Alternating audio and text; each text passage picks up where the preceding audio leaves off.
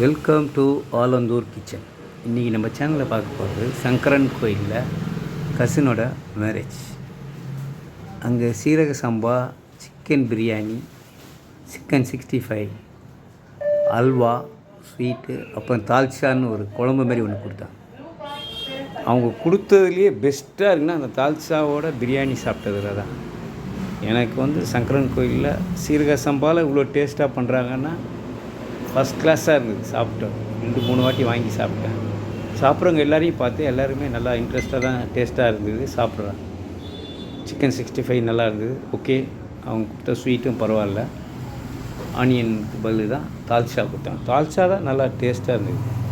அந்த பிரியாணியோடு சேர்த்து அவங்க ஒயிட் ரைஸ் வித் ரசம் கொடுத்தாங்க. அது எனக்கு ஃபஸ்ட் கிளாஸாக இருந்தது. அந்த ரசம் பிரியாணி சாப்பிட்ட பிறகு ரசம் சோறு சாப்பிட்டேன்.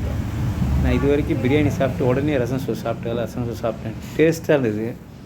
அவங்க சர்விங் பண்ணவங்க எல்லாமே லேடிஸ் இருந்தது. அதனால் எல்லாம் பொறுமையாக நீட்டாக பண்ணாங்க. அதனால் எனக்கு ரொம்ப பிடிச்சிது.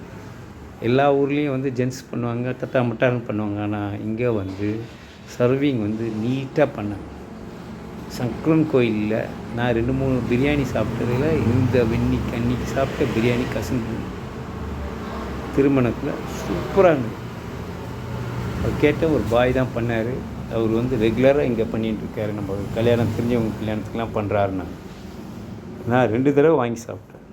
நான் காலையில் பிரேக்ஃபாஸ்ட் சாப்பிட்டாலும் சீரக சம்பா நான் சாப்பிட்டு ரொம்ப நாளுக்கு நல்லாவே இல்லை. ஆனால் சங்கரன் கோயிலில் சீரக சம்பா பிரியாணி நல்லா இருந்தது. அவங்க அரேஞ்ச் பண்ண கேட்ரிங்கும் சூப்பர் கேட்ரிங், சர்வ் பண்ண ஒரு விதமும் எல்லோரும் நல்லா இருந்தது. கூட எங்கள் தங்கச்சி கூட உட்காந்து சாப்பிட்டேன். எங்கள் அத்தையும் கூட இருந்தாங்க. அவங்க வயதானவங்க. அவங்களுக்கு தான் லாஸ்ட்டாக காட்டுறேன்.